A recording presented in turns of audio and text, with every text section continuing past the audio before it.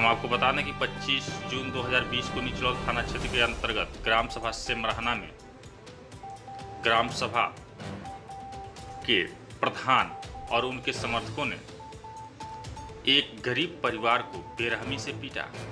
उससे भी जी नहीं भरा तो उस परिवार के गुड्डू नामक व्यक्ति को कीटनाशक पिला दिया, जिसमें गुड्डू उम्र करीब 35 वर्ष का इलाज के दौरान मृत्यु हो गया। गुड्डू के परिवार से मिलने निवर्तमान सपा जिला अध्यक्ष राजेश यादव ने परिवार को हर संभव मदद दिलाने की बात कही।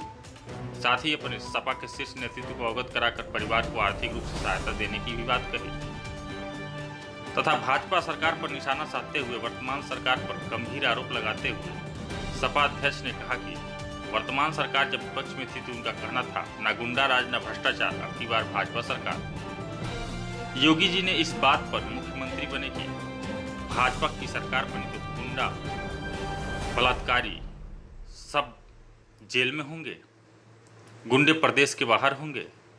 लेकिन आए दिन पूरे प्रदेश में लगातार अत्याचार, भ्रष्टाचार, हत्याएं, बलात्कार जैसी घटनाएं जोरों पर हैं। परिजनों का आरोप था कि अभी भी हत्यारे खुले में घूम रहे हैं, जिस पर सपा अध्यक्ष ने पुलिस कप्तान से इसी संबंध में मिलकर इस बात से अवगत कराने की भी बात कही। स्थानीय लोगों का कहना था कि यदि हत्यारे इसी तरह खुले में घूमेंगे तो और लोग भी सुरक्षित नहीं रह सकते हैं। ऐसे में ग्रामीणों ने और अध्यक्ष ने इस बात की मांग की है सरकार से कि हत्या करने वाले जो भी इसमें संलिप्त हैं उनको जेल हो। हत्यारों के हौसले इस घृणित कार्य करने के लिए डरे। परिजनों का आरोप था कि आवास बनाने के नाम पर प्रधान ने 40,000 लिए थे, जिसको गुड्डू ने मांगा और इसी पर मारपीट हो गया और अंजाम यह हुआ कि गुड्डू को अपने जान से हाथ धोना पड़ा। इस दौरान निवर्तमान लोहिया वाहिनी के जिलाध्यक्ष रवि प्रताप यादव, निजामुद्दीन अंसारी, विजय बहादुर चौधरी, तसव्वर सिद्दीकी, बिंद्रेश कनौजिया, पप्पू वर्मा, सूरज यादव आदि लोग सफाई कार्यकर्ता मौजूद रहे। डाक टाइम्स न्यूज के लिए निचलौल से देवेंद्र भारती की रिपोर्ट। देश है कि जहाँ भी इस तरह की घटनाएं हो वहाँ प्रतिनिधिमंडल जाए और जो सही स्थिति है उससे प्रदेश सरकार के जो अधिकारी हैं उन्हें तो अवगत कराए ही, लेकिन राष्ट्रीय अध्यक्ष को भी अपने मैं इस घटना से अवगत कराऊंगा और प्रयास करूंगा कि समाजवादी पार्टी के तरफ से भी इन लोगों को कुछ सहयोग मिले और हम लोगों से जो कुछ भी संभव है कुछ अभी सहयोग किया गया है। आगे भी हम विश्वास दिलाते हैं इस परिवार के लोगों को जो मृतक के परिजन हैं कि जहां कहीं भी समाजवादी पार्टी के साथियों से आर्थिक मदद की ज़रूरत या किसी भी तरह की ज़रूरत होगी, पूरी समाजवादी पार्टी परिवार के साथ। जैसा कि परिवारों का और ग्रामीणों का आरोप है कि अभी तक कोई उप जिला अधिकारी तक यहाँ इस इतने निर्मम हत्या होने के बाद भी, इतनी बड़ी घटना होने के बाद भी अभी जो है कि तहसील से कोई अधिकारी नहीं आया, उप जिला अधिकारी नहीं आए और थाने के सीओ तक नहीं आ पाए। इस पे आप क्या कहेंगे? यही तो मैं कह रहा हूँ कि सरकार पूरी तरह से कहने के लिए तो भारतीय जनता पार्टी की जो सरकार है यह सबका साथ सबका विकास कही थी, सबका साथ सबका विकास और राम राज की बात करते हैं। लेकिन मैं कहना चाहता हूं कि इस तरह से देश आज़ाद होने के बाद इतनी निरंकुश सरकार कभी नहीं बनी थी। मैंने यही आते ही पूछा कि तहसीलदार, एसडीएम या कोई जिम्मेदार प्रशासनिक अधिकारी आया था कि नहीं आया था। इतनी बड़ी घटना होने के बाद भी अभी तक कोई अगर अधिकारी नहीं आया है। इसीलिए तो मैं कह रहा हूँ कि अपराधियों का मनोबल इसीलिए बढ़ रहा है। प्रदेश में लूट, हत्या, बलात्कार आदि की घटनाएं बढ़ रही हैं।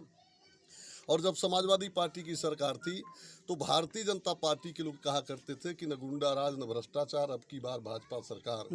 हमारी सपा की सरकार जो जनता के गाढ़ी कमाई का पैसा था, जो सरकारी खजाना था, उसे सीधे जनता के लिए खर्च कर रही थी।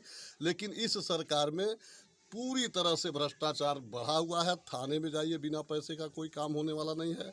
आवास के नाम पर आप यही सुन ही रहे हैं, 30-30, 40-40 हज़ार रुपया लिया जा रहा है।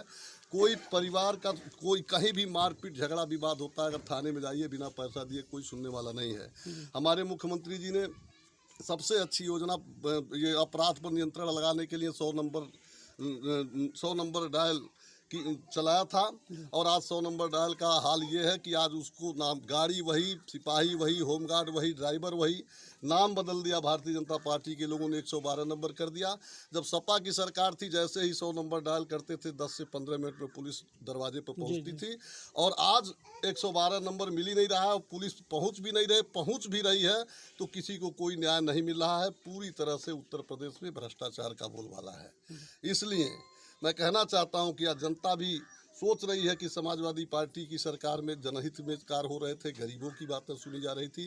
आज बड़े लोगों, जितने अपराधी हैं, जितने बड़े उस तरह के 3-5 करने वाले लोग हैं, भ्रष्टाचारी लोग हैं, सब भारतीय जनता पार्टी के साथ खड़े हैं। आप जनपद से लेकर पूरे प्रदेश में देख लीजिए।